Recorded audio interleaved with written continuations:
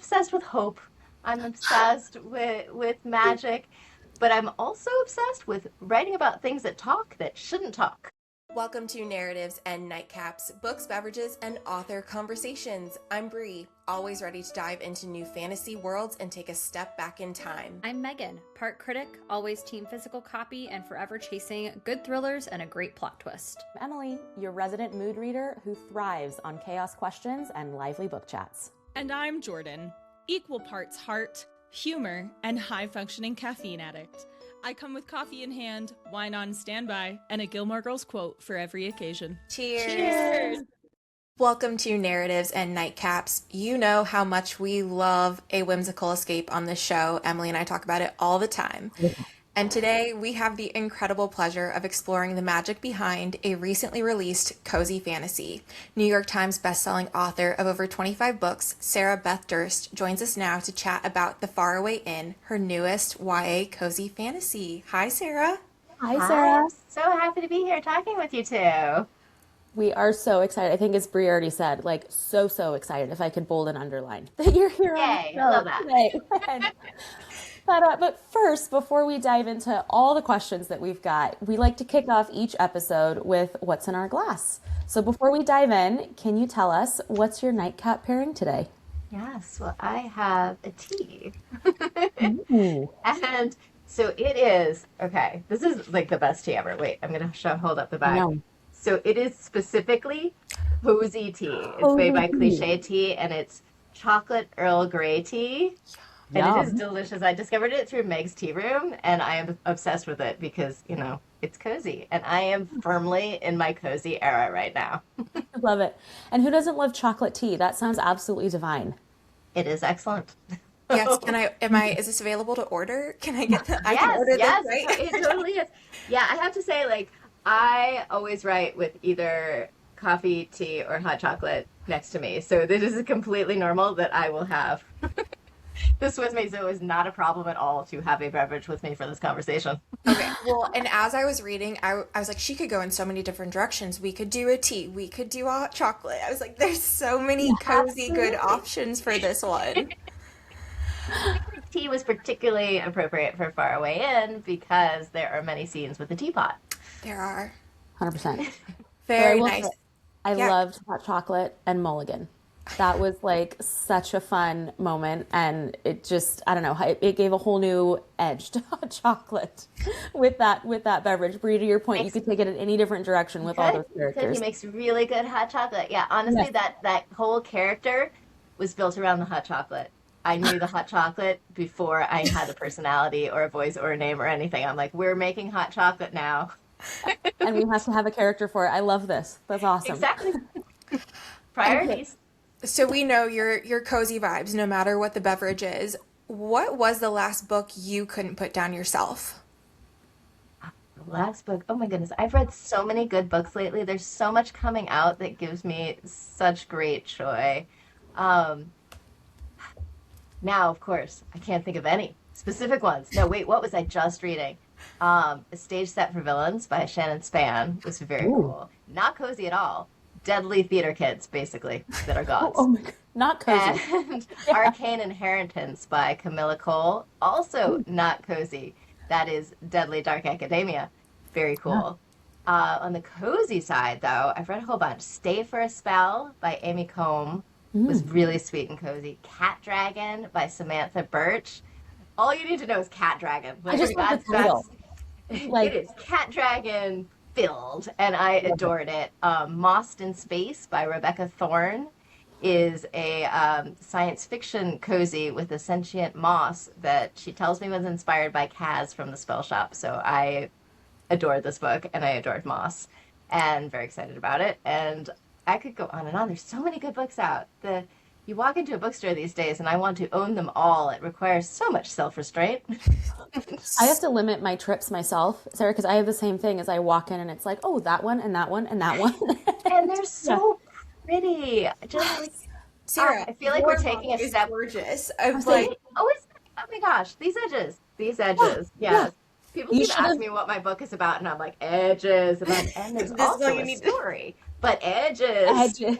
Bree and I are both a sucker for sprayed edges, and yours are stunning. Like those when they They're arrived, we were like, so pretty. the book's here, but have you seen the edge? The edge, and they turned out Yes. even prettier than in the JPEG they sent me. Originally, Yeah. I was like, oh yeah, yeah, that'll be pretty. And I saw the book, I'm like, oh, this is clearly going edges out on my bookshelf. Don't you, Yes. you'd get Yeah, the copies and you're like, oh, everybody has to see that edge. right? They're Yes. so pretty. The artist is Lulu Chen, and she is amazing. I love her work. She did the covers on the Spell Shop books as well, and I feel like she just looks inside my brain and says, "Here's the image," and converts it into gorgeous art. I love That's her work. amazing. That's amazing. Well, Sarah, you mentioned art that you've got a beverage usually when you're writing, but what's one item you always need at your writing desk other than a My beverage? my cat. Your cat. Perfect. Yep. I write most of my books. Okay, so my cat, her name is Gwen. She's napping right now. Otherwise, I'd introduce you. Yeah. But she is gray and like soft as a chinchilla. She looks like Emerald from the Enchanted Greenhouse, except minus the wings. Because if she had wings, it would be a terrible idea. She thinks she's graceful, and like no, she lands on the surface. It's all gone. Anyway, when we got her from the rescue, she was a little kitten, and I put her right here. I was like, oh, how cute. And I figured as she grew, she would transition to my lap like a normal cat. Yeah. No. You see where I'm going with this. She did not. So She wants to sit I right here. most of my books with this like big fluffy cat. Her tail thwap. There's so much fur in my keyboard. Oh, I'm right there with dog hair. Yeah. You just reminded me of a kind of embarrassing story, but I'll tell it anyways. for it. So my dog, he can't do that today, but he does sleep at my head, and we'll hold paws sometimes because he'll sleep around my head. But when he was a little puppy, when he's a little baby, he used to go everywhere with me. He still does, actually, but he used to. And when we would drive, he would often climb up, and he liked to sleep right Oh, no. here while I was driving, which is probably not safe, but just for the context of the story, go with it. So I used to take him to baseball games a lot, which is a whole long story. And so he would get very, very tired as a little puppy. So we're driving home one day, and he's sleeping right there, and he tinkled down my back in his sleep. And so I'm mid-drive, and all of a sudden it's just warm liquid going down my back of this like little itty bitty puppy who was just fell asleep and tinkled. But yeah, so shortly after that, there was no more riding on my neck in the car and sleeping there. That That's has hilarious. not happened while I'm writing. I'm happy to report. I was gonna That say, is I don't know if funny. that's an embarrassing story for me or for him. He's looking at me like, are you talking about me? Yeah, I think that's one of the things that you like bring up at your puppy's wedding to embarrass them in front of their Yeah, future right. spouse. 100%. 100%. Okay, I have to know, maybe this is a hard question because I don't know if I could answer it if I were you, but do you have a favorite creature from one of your stories? I can't choose. I love all my creatures. Okay, so I've written a lot of books. Faraway Inn is actually my 31st book. I write for adults, teens, kids. And one of the things that I've noticed is that when you write a lot of books, you discover the things that you're obsessed with. And I'm obsessed with hope. I'm obsessed with magic, but I'm also obsessed with writing about things that talk that shouldn't talk. So Well featured said. in all of my books. There's, I've got talking cats, I've got talking gargoyles, I've got talking plants, I've got talking mirrors, I've got talking pretty much anything I can think of will start talking at some point. And I love them all so very much. I can't possibly choose. I think from Far Away In, my favorite is the mirror. Yes. So Yes. the mirror in Far Away In has no narrative importance whatsoever. He does not contribute to the plot or the theme or anything. He is just snarky, and I love him very much. It's entertainment factor. He is Right. highly entertaining, He highly amused me, snarky. so he could stay. Yeah. I tend to write from a point of joy. I write things that make me happy in hopes that they will make other people happy as well. So I will keep things in my book purely because I think they are awesome and they should stay. That's a I good love enough it. reason, in my opinion. Right. 100%. 100%. I do have to say, I am low-key obsessed with Steve, the Same. micro dragon out of Faraway Inn. Yes. My need and want of a dragon is growing by the book, and Steve has like tipped me over the edge because now Excellent. they come in micro form, so it's They do. perfectly acceptable. Yeah, as someone who very much wanted a large dragon, I am now leaning toward the micro dragon. Micro dragon. They are more portable and more practical. I spent a lot of my well, okay, I spent my entire childhood reading, but every once in a while my parents would be like, "This child needs fresh air," and would toss me outside, and then I would spend the time in the woods behind my house looking for a dragon's egg. So, not having found one, I had to write them. Well, and what sealed the deal for Naturally. me, n not spoiling anything, I'll just say what sealed the deal for me was creme brulee. I was like, Thanks. okay. Yeah, done. What else do you Love need in that. Micro Dragon?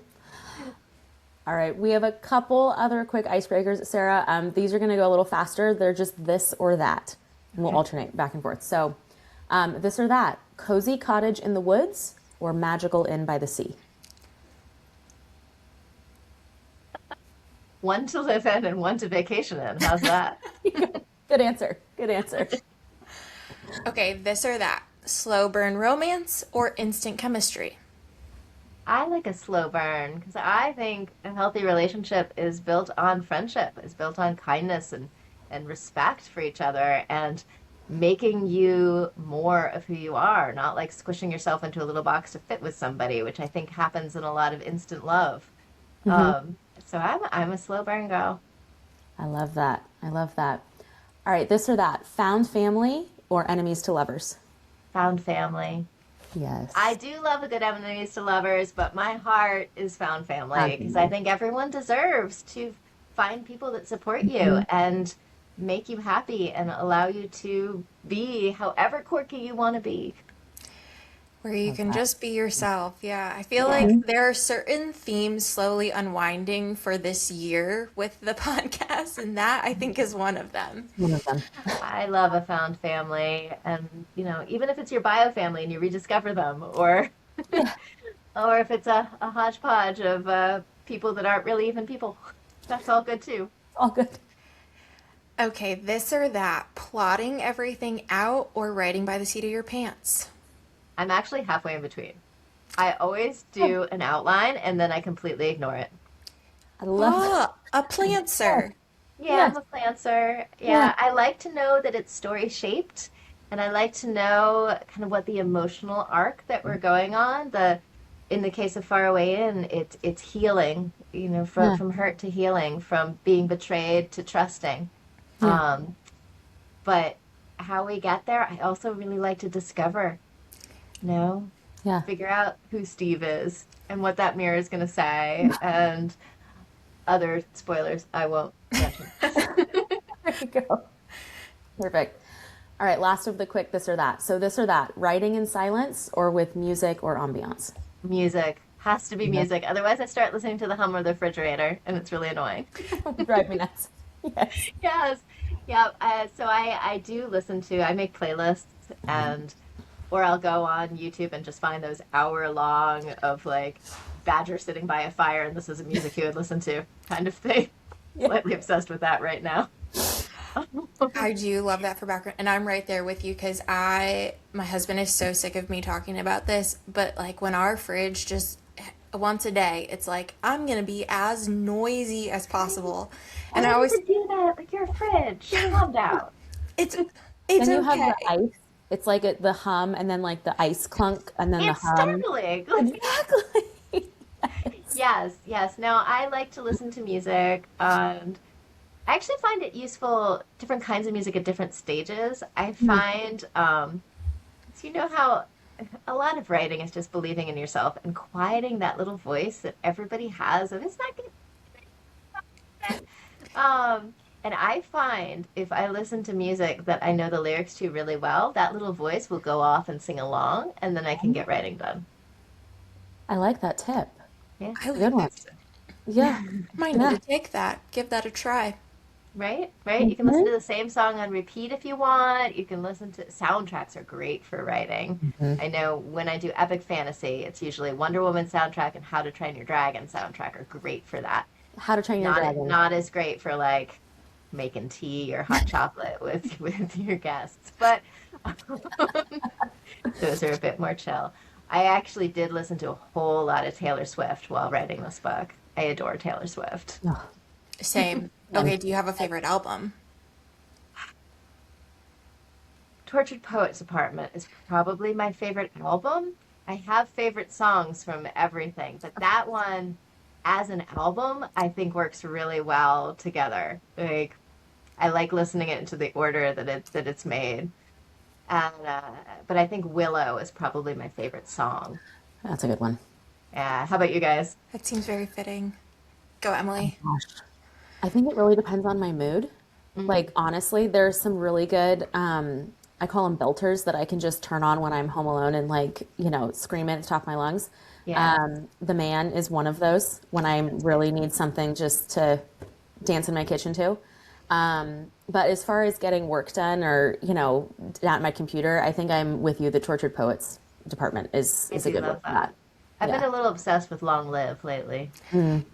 I think it's a book tour thing. I had so much fun on book tour, and I just was so grateful for all these people that song was kind of on repeat in my head. That's great. That's a good one.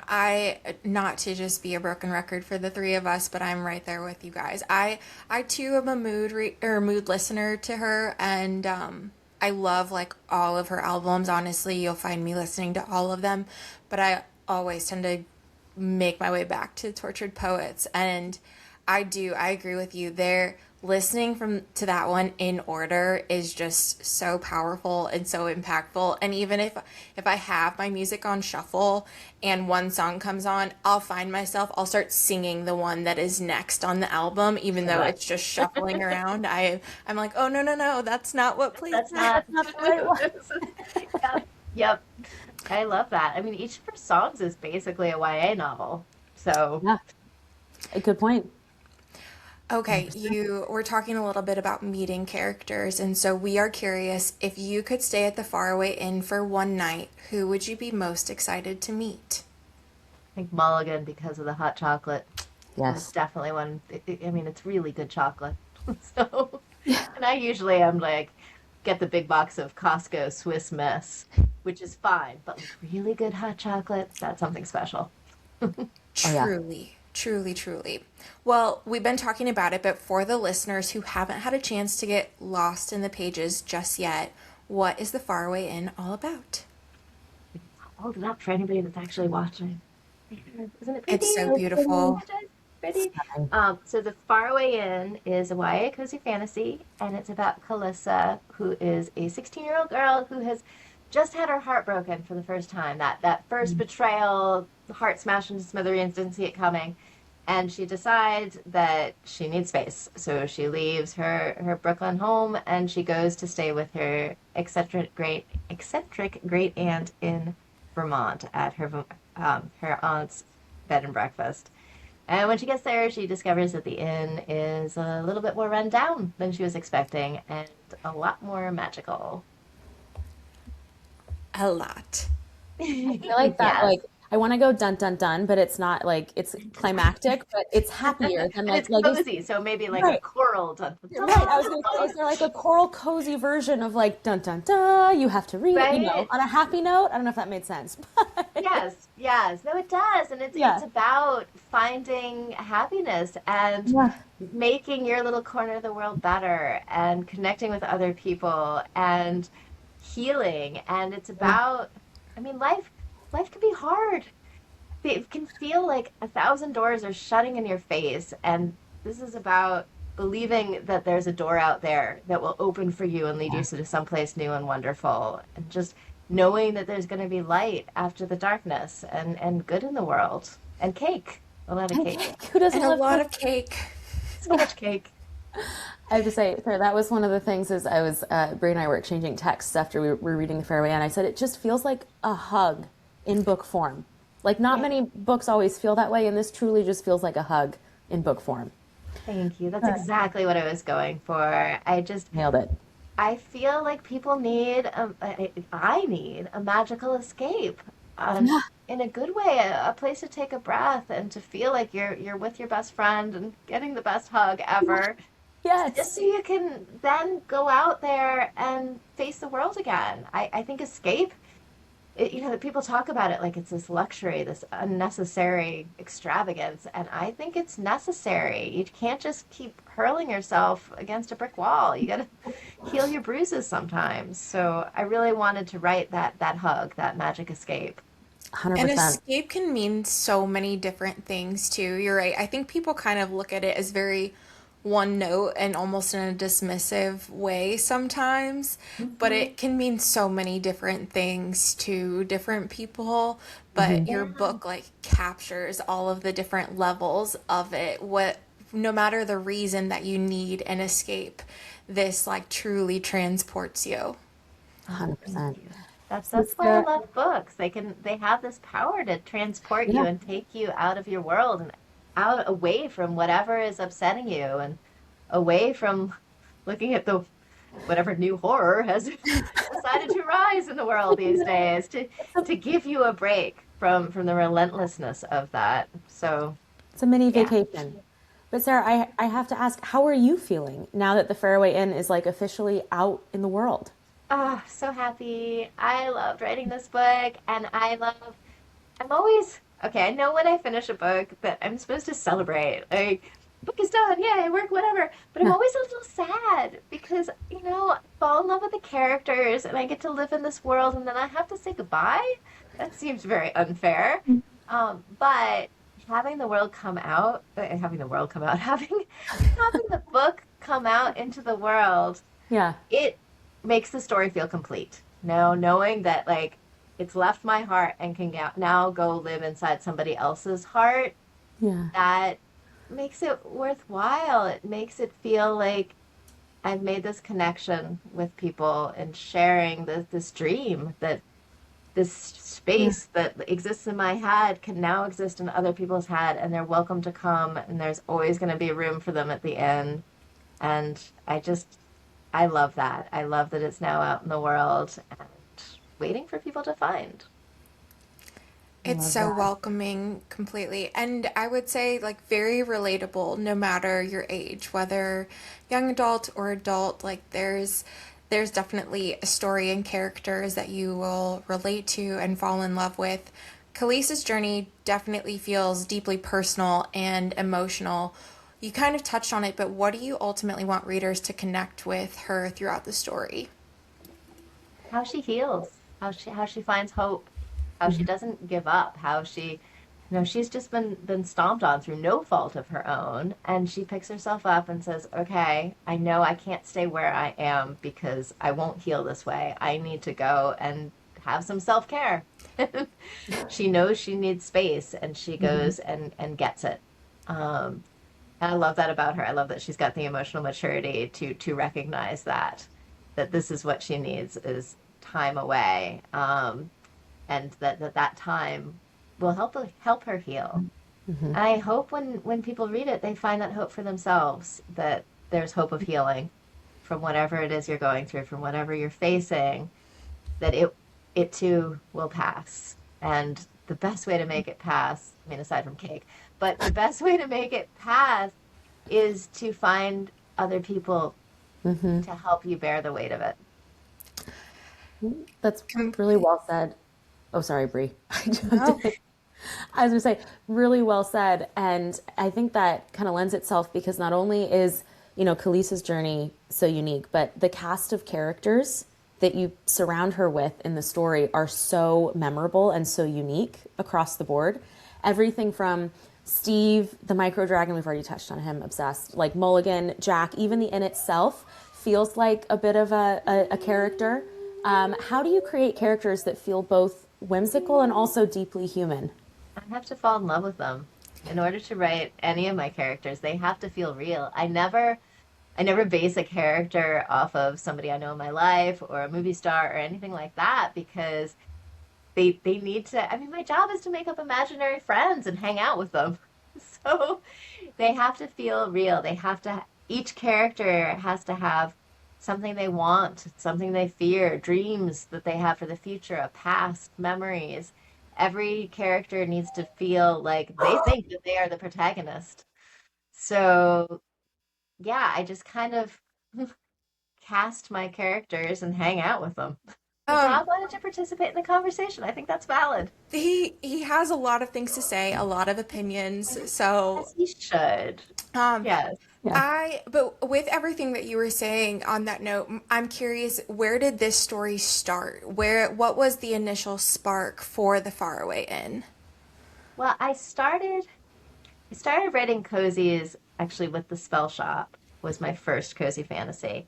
And I've had the idea for cozies in general, March 2020. You may recall there were things going on in the world. Few Small things. things. Small Yeah, things. few things. And I found myself retreating into all of the books I read as a child, like Howl's Moving Castle by Dana Wynne Jones, The Blue Sword by Robin McKinley, Alana by Tamara Pierce.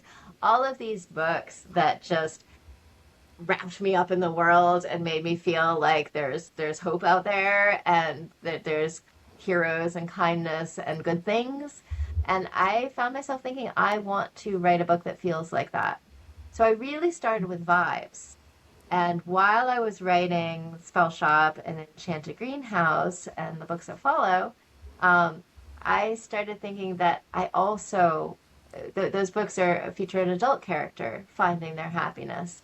And I thought I also want to show a teen character finding happiness because teens, I mean, they can see that the world is on fire, yet don't tend to have the agency to be able to fix it yet. And there's a hopelessness and a helplessness that can come with that feeling. And I wanted to say, no, no, it's not hopeless, and you are not helpless. You can fix your piece of the world. You can find happiness too, and you deserve happiness and an escape and all of the joy that comes with it.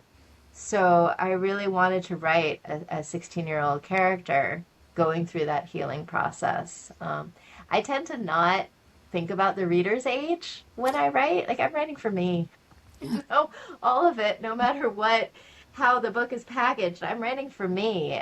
It's just whose eyes am I seeing the story through? What emotional truth am I telling? In the case of Faraway Inn, she's 16. She has 16 years worth of experience and is seeing the world through those eyes. Um, but I'm really just writing for whoever needs an escape, whatever age they are. Well, I think that's one of the things that stuck with me is because having read quite a few young adult novels, right? I'm not 16 anymore. It's been a few years, just a few, but I still related so well to Khaleesa as the main character and to the story and to that journey that you've described wanting to tell of hope, and you still have agency in your own world, and you can, this too will pass, and all of those different themes still absolutely resonated with me as a very much not 16-year-old reader. And it was just a fun, enjoyable, journey to go on. Thank you. Yeah, I think a lot of times when writers get into trouble, when they sit down to write something that is going to be YA, is they think I'm going to write a teen, which is ridiculous. You're writing a character. You're writing a person who just happens to have a certain age experience, but they're not. If you write a stock thing as if it's a foreign object, not like they're a person too. You're just telling a story about a different kind of person. So I think approaching it from a character standpoint rather than a age standpoint, that's what works for me. That's just such a good point. I've never heard it articulated that way, and I've always been kind of fascinated by people that write for both, and I'm like, what does your process look like? And I think that it sounds so simple when you put it that way, but is very impactful. And like to Emily's point, I don't know. I'm a big believer in I don't necessarily like this line of a YA. So if I'm adult, I can't read YA because I wholeheartedly disagree with that. I think it's about the characters and the story, and there's something in it for everybody. And like Emily was saying, I, even as a not 16-year-old, and also haven't seen that age in a hot second here, there's still so much I could relate to her, even whether it's present or even looking back at my younger self, but especially the found family or fitting in just as you are and Yeah. not needing to become anything else. I think that that's such a powerful message, not only for YA, but also for anyone, but like women too, or whoever you are, however you come, whatever you believe, not needing to be anything but yourself too. And to read that at my age or anything, I think is really powerful.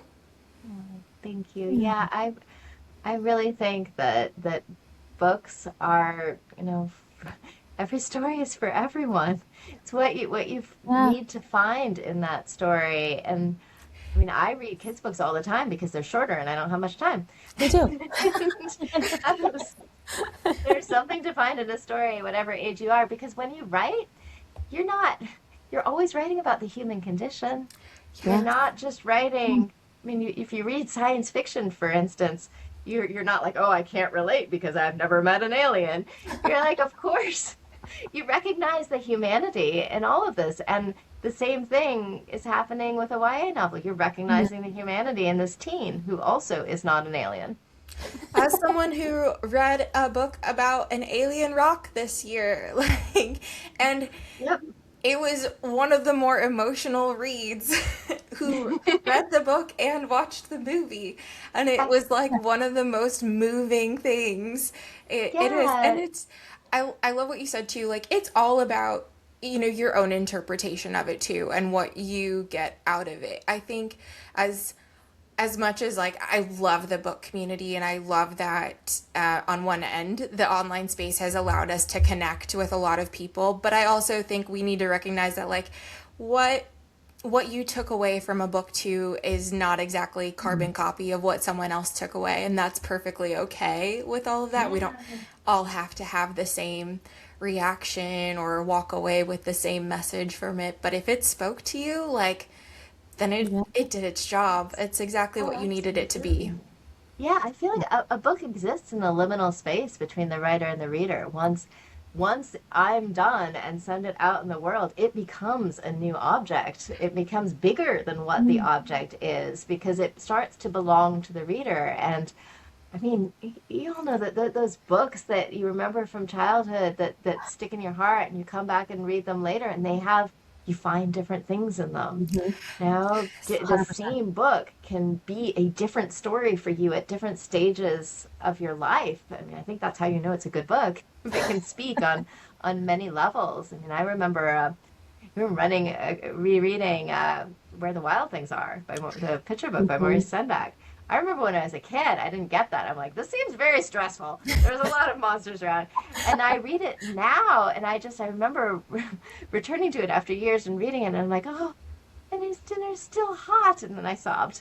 So, I mean, the same story can impact us Yeah. at different stages in our life, and it certainly impacts other people at different stages. And I think that's beautiful, and it's all valid. And I love when I read reader reactions, and they're like, I saw this in the book, and I'm like, if you saw it, it is there for you, There. and Yeah. 100% valid reading, Yeah. unless you don't like it, in which case you're wrong.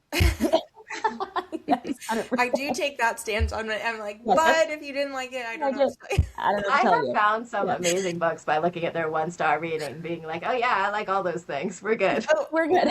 I love doing because sometimes I'm not gonna lie, sometimes they're very entertaining, but I like to read it and I'm just like, oh, but I really like that aspect of it.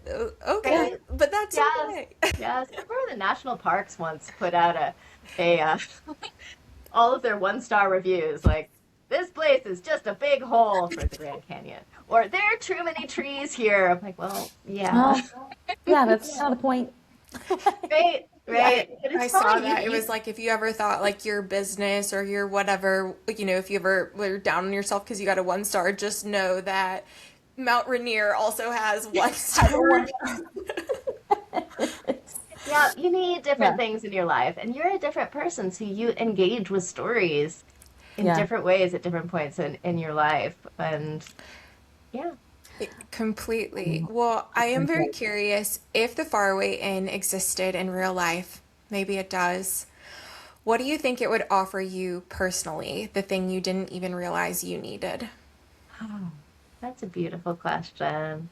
I think it would offer me quiet. I think it would offer me a step away from all of those million things on one's to-do list and a chance to focus in. I would obviously still have my laptop and be writing, but to just write and eat cake. And I think that sounds pretty ideal. That sounds beautiful. I'll join you. Okay, that sounds nice. Yes. We Yeah. can hang out in the library. It has a library ladder, I, so it has a library ladder. It has a fireplace with a yep. bird that takes it around. Like I'm there with a cup of tea and a slice of cake. That's all I need. Excellent. Excellent. I Yeah. love creating this inn and building all of the things that I wanted to find. Yes. Sarah, you've had such an expansive career across fantasy. You said Faraway Inn is your 31st book, which is so impressive. What first inspired you to become a writer, and what did that early writing journey look like? I, I started very young. And I am proof that writers are made, not born. The very first book that I started writing, I was 10 years old, fifth grade. It was a cross between G.I. Joe and The Wizard of Oz. It had 28 protagonists, and they all had talking lion companions. Creative.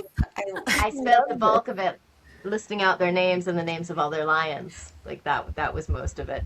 And then what they brought with them on their adventures through various dimensions as they traveled with their talking lions. Um, This is epic.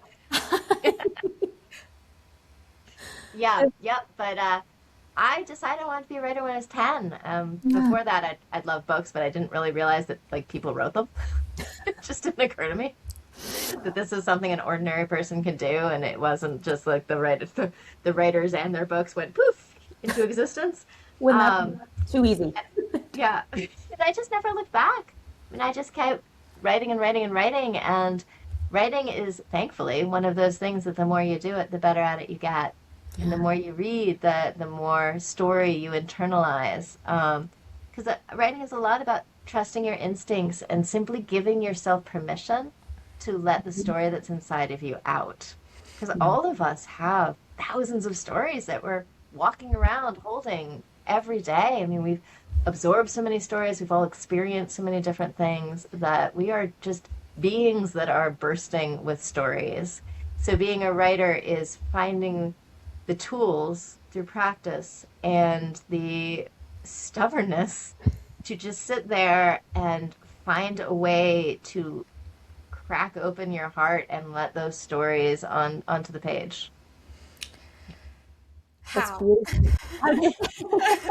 Um, no, it's like, I mean, I think that is, there's a thread in there that I would say we've been incredibly fortunate to like get some access to and see that with a lot of authors and a lot of writers, and it's so inspiring, especially for any aspiring authors that listen to the show. I would say, what for you personally, what are some of the biggest challenges, or even just one challenge that you faced throughout your career, and I guess how did you overcome it? How did it shape you as an author today?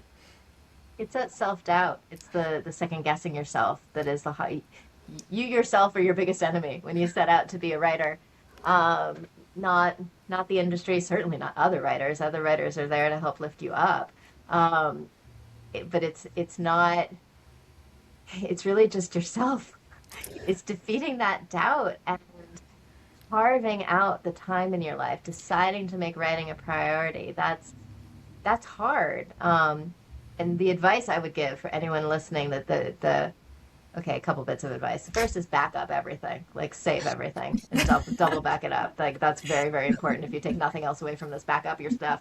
But the second, and probably even more important, is to be kind to yourself, to give yourself the grace to learn, to let a story grow, to find the ways to weave being an artist around life. And to be gentle with yourself in those moments when life is a lot. Like there are times in your life, many times in your life, when the demands of surviving take up a bulk of the day, when the demands of other people, family, keeping a roof over your head, eating, sleep is very important. and you need to be gentle with yourself, not beat yourself up because you didn't write a novel last Saturday while you were taking care of your child and trying to like get the laundry done so that people wouldn't be naked around your house because nobody wants that. And you just to be kind to yourself. And ways I found through that is to just steal a few moments here and there. You don't need to wait for large stretches of time. You certainly, I mean, really don't do that. Nobody has long stretches of uninterrupted time, like ever. There will be no point in your life when you do. I'm sorry. But I Don't mean, wait for the just, perfect moment where you're like, yeah, and I'm gonna go on a reading retreat in Bath and No. write my book. No. that's lovely. If you can do that, excellent. Yeah. And yes, there might be times in your life when you're like, wow, I have time on my hands. I'm going to chase that dream. But you can't wait for that. I've written books just, 15 minutes a day. Because sometimes that's all you can give. And sometimes you can give 10 hours a day. But having done that 15 minutes before makes that 10 hours much more productive because you've already started. And just don't wait for inspiration. Don't wait for time. Just sit down and string a few sentences together. Write a moment. It doesn't have to be good. It doesn't have to be anything you show anyone. But the act of stringing sentences together will unlock more sentences. And you do that enough times, go through, make those sentences better. You've got a book. I love that. Sarah, it reminds me of I had a mentor a couple years ago that gave the analogy of drops in a bucket. I think it very much aligns with what you're saying that, if you've got an empty pail and you've got to fill that pail with water, just start putting drops in the bucket because eventually those drops will add up and you will have a full pail of water. But you just love have to that. find your drops in the bucket. And if you can find the drops, then it will build over time. Yeah. And it's hard sometimes because there's so much in the world that's so many people that will tell you to stop, that will tell you to do other things with your time. And we all have such limited time on this planet. That I think that you need to choose what you do with your day. And yes, keeping yourself, and your family breathing is It's of wonderful. utmost important. But like second to that, squeeze in some writing, squeeze in some art, feed your soul for a while. The other thing I find super useful is to lie to yourself. Okay, now Tell I'm yourself, curious on this advice. yes, tell yourself that you're just playing. You're just playing around. This is for relaxation. No one's ever gonna see this. Yeah. This doesn't matter. Like, I do this even when I have a deadline and I know full well I will be emailing it to somebody in a week. I'll be like, yeah, no, we're just playing. We're just like auditioning some characters. I'll open up like a new Word document that's separate and just be like, draft. Draft two. Draft final. Draft final, final, final, final. That whole thing. Just to trick yourself into getting the words on the page, because once you have some words, then you can shape it into something beautiful. The first words that come out, I mean, for some writers, the first words are lovely and they're great and we love them all, whatever. But for most people I know, those first words out won't match the vision that's in your head. But that's fine because that's the clay you're plopping down on that potter's wheel. Later you get to shape it into a thing. But first you need the clay. You can't do anything with that blank little wheel that has nothing on it. So, You're making me think of a quote, and Robert, I know you're not listening to this, but if you do by some chance hear this, you're going to get mad at me for bringing this quote up again, but I don't care. Amy Hendrickson told me she's a ghostwriter and an author, told me last year in a conversation, she goes, there is merit in wrestling with your words. And I think that for me has ever since she said that to me, and it sounded at the time I was like, you just shifted tectonic plates in my life, because at the time there was a lot of pressure on me. But I think that is so for any writer, whether you want to write a book or you want to write an article or you're writing a social media post or anything along those lines, that it is okay to wrestle with your words and not expect them to be perfect the first time, and to just get them down like you were saying, Sarah, just put it, and then you can come back to it, you can finesse it, you can turn it into your vision that you initially had. But there is so much merit in wrestling with your words. And she said there's merit in wrestling with your words and making them do what you want them to do and say what you want them to say. And Robert gets mad at me because I may or may not bring that up every week. Honestly, the wrestling is the fun part. That's the part I really love. The first draft can be sometimes painful because you don't know, there's so many decisions to be made. You get decision fatigue by the end of the day, and it's suddenly it's time for dinner, and everybody's like, "What do you want to eat?" And I'm like, "Food. I don't know. You decide."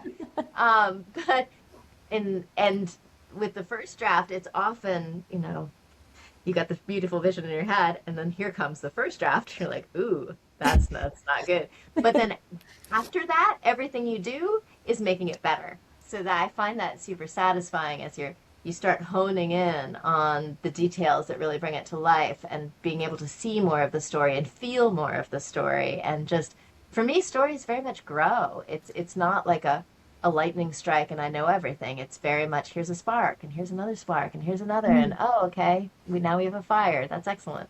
The controlled fire in which we make s'mores, not like a blaze. Not like a forest fire.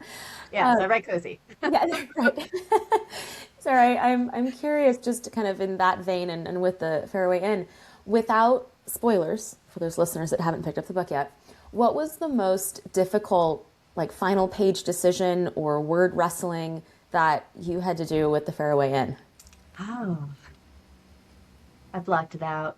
Yeah, no. It's dramatic. like the pain you don't remember later. I will say that every book I've ever written, with a couple exceptions, there are a couple exceptions, has had a doomed stage where my husband named it that, because I get to this one point where you just feel like you're staring at the screen and nothing is making sense, and the words flow like you're swimming through molasses, and you feel doomed. You're like, okay, this was a terrible life choice I have made here. Can't undo it now. What shall we do? So that really does happen pretty much every book at some stage. For me, it tends to be at the 2/3 mark through the first draft. That part in when I'm making my outline, I put, and then something awesome happens, counting on myself to figure out what that thing is when I get there, and then I don't always know what that thing is when I get there. So, yeah, and the way through it for me is just more writing. No, Yeah. I'll stream of conscious writing, letter to the character saying, like, what's going on with you? You want to cooperate? What are we doing here? What do you want? Can you tell me Do you something? cake? Yeah. Can you do something awesome? That was on the next part. Right? Do you take bribes? Yeah. I feel like this Did is you where the chocolate? mirror came from. Yeah. Yes. Yeah. Yeah. Yep. Exactly. So I have blocked out what that point was with Faraway Inn, but I'm sure it had it. It's just part of the process, Yeah. just to fight your way through it, because you're trying to create something that didn't exist before. And sometimes it will fight back and be like, no, I don't want to be cat shaped. I want to be a capybara. And you're like, but we're not writing about capybaras. They don't live in Vermont. You need to be a cat. So then it's who wins, you or the story. Usually the story. Story always wins. Sort of on the flip side, what scene, hopefully without spoiling anything, what scene are you like most excited for readers to get to in the Faraway Inn? Really? I don't like the scene where she's cleaning. I know that sounds weird until you've read the book, but I found that scene so very satisfying because she's cleaning out her heart while she's cleaning this room. And it's kind of a discovery scene. I don't want to spoil it, but it is kind of the moment when everything changes for her, both internally and externally.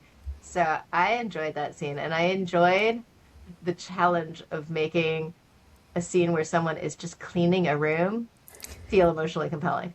It was real fun to write. I don't know. Yeah. I have to say, I resonated with that scene deeply. I myself will do emotional cleaning around my house when it's the time valid. warrants it. So it was really I don't know if I say fun to read that, or just I connected really well with those Yeah. that scene. I Yeah. definitely played the "I'm gonna wash that man right out of my hair" song while I was writing that. Yes. Perfect. Perfect. Well, Sarah, I have to say, you've truly become known for cozy romantasy. Yeah. Like, and it is a genre that is growing exponentially and having all sorts of fun titles and stories that come up. I'm curious to hear from you. What does that genre mean to you? And how would you define it in your own words? I love writing cozy fan. I love writing all of my stories. I love writing epic. I love writing cozy. But cozy is it's very me. I mean, I tend to be a very optimistic person, and I really like magic things, and I really like food, and it has all of that. So, Yeah. I mean, I just basically sit down and say what makes me happy, and then start typing, and that is my process for writing cozy fantasy. Um, for me, it is all about the vibe. It's not so much particular tropes or a setting or a type of character or even a storyline. I think you can be writing about anything so long as you make the reader feel like they're sitting next to their best friend and their best friend has their arm around them saying everything's going to be okay. Yeah. To me, that's what cozy fantasy is. Cozy is a sanctuary. It's a deep breath. It's a warm hug. It is a magical escape. It's hope. It's saying that you're not alone. You're not going through this life alone. We're here to hold your hand. So that's what it means to me. It is optimistic fantasy distilled into cake and hugs. And you have been spreading all of that and so much joy on your book tour. When I knew we had this conversation coming up, I was like, she might want a nap. I don't know if she's going to want to talk to us. She might. This is a delight. She might want to sleep, but I would just love to know, like, what have some of the highlights been? I'm sure that there have been many over the past couple of weeks, but what have been some of the memorable experiences on your book tour? I've been so grateful and so happy. I've just enjoyed every single second. One of the myths of being a writer is that it's all about getting that book on the shelf, that finishing a book and having it. And that's nice, that's lovely, but that's just one of the moments. I think it's so important to treasure the little joys along the way, and I feel so lucky to have had so many joys just to have readers come. So many people came, and it was so happy when one woman brought a spider plant for me to sign the pot. Somebody else dressed up like an painted blue for Keela. This is Other epic. people told me like that they read Faraway Inn with their mom or their sister or their daughter, and they shared this story. Best friends that live in different states. Like that was one of the things that meant the most. And the other really cool thing that I did, I got this idea from Alicia Dow, who wrote Until the Clock Strikes Midnight, which is such a cute like cupcake story that I adore. Anyway, I was her conversation partner on her tour, and she brought around a copy of her book and had people sign it. So I did that. I brought, it's actually this copy of Faraway Inn. I put Sarah's copy on it, and I asked people to sign and just, I don't know if you can see pages in it, but like, Oh my that. gosh. fills it with like notes and messages, and like it's just giving me so much joy. Readers are the best people because readers know how to open their heart That's and they know so how to special. share a heart, and just getting to meet so many people that allowed my stories into their heart was an honor. And I treasured every single second. And happily, my planes went on time, so that was also good. I'm very Perfect. happy That's for you. always. Yes, 100%. I love, her that you've got that your own copy of the book, the reverse signature, if you will. That is so I'm gonna do special. that forevermore. Like it makes me Absolutely. happy. I would That's say any brilliant. like other authors or aspiring authors listening, definitely take that tip, because that makes it even more special on your bookshelf for your own copy. It does, Yeah. because writing can be solitary sometimes, just Yeah. like you and your cat sitting on you. And remembering that it's actually a community, Yeah. that there are people out there We that, can go together. yeah, when you stretch out your hand, there's somebody to take it. I love that. Well, Sarah, what are you most excited about right now? Anything you can share about what you're working on next? Oh, yes. Yes. I can do that. Yes. Wait, and I can do it with a visual aid too, because the next one I have an arc for. So my next book coming out is this one, Sea of Charms. So this comes out July 28th, and I will be going on book tour for this as well. We haven't announced it yet, but we will. Busy. That's amazing. Yay! So this is a cozy fantasy on the high seas, and it's set in my world of the spell shop about a sailor and her crew, which include a sea serpent and a myrtle shrub who wants to be a sailor. And it's about finding happiness and finding home. So that's July 28th. And then I just announced over on Instagram that there will be a fourth book in the spell shop world. And I was very excited to sell it. called the Magical Cheese Emporium. I am so excited. This is this is amazing. Yep. It's about a librarian in the wake of the revolution. She has to go back to um, her grandmother's shop, who sells cheese made from the milk of unicorns and other magical creatures. So All right, there's now unicorn cheese. now I have to ask on this. Aside from unicorn cheese, which I would have yet to try, do you have a favorite cheese? This was my question. I was like, Oh my now I gosh, need to I know. ate Yeah, so much cheese in the name of research. of course, of course. So much cheese. The farmer's market is like, you're back. I was like, yes, I am back, and I would like more. Um, my favorite though is this cheese called Alp Blossom, and it is made from in the Alps, and the cheese itself is made with on the rind. They have the wildflowers that are in the meadows where the cows graze. Oh my God, So it's beautiful. it makes me really happy. It's both pretty and delicious. Yeah, I'm That gonna have to look sounds this one up. magical. I know. It is magical cheese. There's magical cheese out there. I don't know if unicorns were involved. I did not ask. Okay, They might have been. Could Who have been. knows? Emily, Exactly. I need to know what's your go-to cheese. Manchego. It's not nearly as Manchego's good. exciting as like flowers on the No, rind, but the manchego. manchego's good. Oh, Yeah. I put it like I hate to say in everything, but just slice is fine. But I do a manchego polenta with it, which Ooh, is so that cheesy, so delicious. Highly recommend. sounds excellent. Yes. Yum, yum, yum. What How about you, about Brie? you?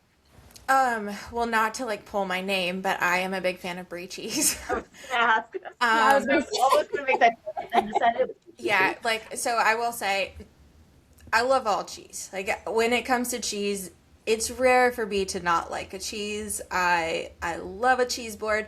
But I actually do love brie cheese. brie is In excellent. particular, I really love it baked. Oh, Baked brie cheese, yes. yes, with raspberries or with Yes. honey and Oh, figs or like Oh, something interesting. So yeah. good. so good. It, Yeah. all of the above. I make it always, and yeah, I'm a big fan of brie cheese. We honestly can't keep it in the house because I will just eat it. I I love Yes, that so much. I love that I know that delicious. about you now. Yes. That's beautiful. I, That's awesome. well, and then that's whenever people are like, "What's your name?" and I go Brie, and they're like, "Oh, how do you spell that?" and I go like the With the cheese. cheese. And on occasion, I've had someone be like, "I don't know what you're talking about." Like, That's tragic. What? Like, no, come Well, they on. have much joy to discover. I know. I, very well said. Let me open up your world really quick to something creamy and cheesy and so delightful. It is delicious. Yes. Well, Sarah, people will definitely need to keep an eye out for your next tour as well. I know we will. I also know you've got BookCon coming up, but where can Yes. I'm listeners? so excited. Oh my gosh, I'm getting a ton of FOMO. Oh, we'll With spread out. I'm epic. sure everybody will be posting and it will spread out Yeah, online. But I love the idea of being an entire building with people who love books. I Which love just that. I'm very excited. sounds infectious in the absolute best way possible. It does. It does. I love how I mean, I've been to so many great book festivals and romantasy cons, and just being in a place with people that share stories just lifts you up. I love that that exists. And I love that the online space exists too. I mean, I love when readers comment at me or DM me or story and tag me. Like it makes my day because it connects us in the way that stories connect us, and I think that's beautiful. I do too. And where is the best place for listeners to connect with you online if they don't have the opportunity to meet you in person? Oh, yes. I am. Well, my website is www.sarahbethdurst.com, and I keep that up to date with all of my events, and it's got all my books in there. It's got like the first chapters of my books in case you want to see what one you're in the mood for. And on social media, I am, well, on all of it, honestly.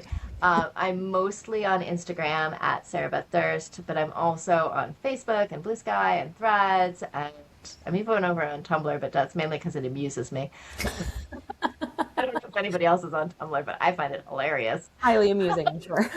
Yes, yeah. So I'm really all over the place. So feel free to follow in whatever way you are most comfortable in. And we will link to that in the podcast notes to make it super simple for everybody else. Sarah, thank you so much for sharing more of your magic with us today, for bringing enchanting escapes to readers of all ages so that everyone has the chance to breathe and discover dreamy new places. Oh, thank you so much for listening, and thank you, Bree and Emily, for chatting with me. I had a wonderful time. Good, us too. So did we. Cheers! Cheers. Cheers! Thanks so much for listening. The Narratives and Nightcaps podcast is a production of The Craft Co. with intro music created by Remington Haynes. Subscribe to the show on Apple Podcasts, Spotify, and YouTube. Follow at Narratives and Nightcaps on Instagram or visit our website, narrativesandnightcaps.com. Sign up for our newsletter to always know what we're reading next, which authors are joining us on the show, and for extra bookish and beverage info. Connect with our additional co-hosts, Jordan and Emily, as well. You can find me on Instagram at Cozy Reads and Sips. And you can find me on Instagram at books.bottles. Cheers! Cheers!